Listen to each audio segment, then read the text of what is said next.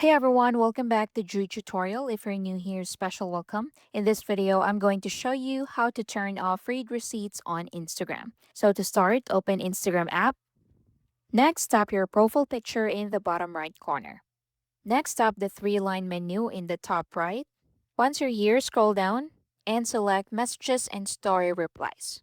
Next, so at the center, so go to Who Can See Your Online and tap Show Read Receipts. Then turn Read Receipts off. Toggle it off just like so. Quick one. If you're finding this tutorial helpful, my team and I publish simply and easy to understand step-by-step tutorial daily. And I'd really appreciate if you hit that subscribe button to support our channel and of course so that you'll never miss out when we release videos just like this one every single day. Now let's continue. So once this is disabled, Instagram won't show others when you've read their messages.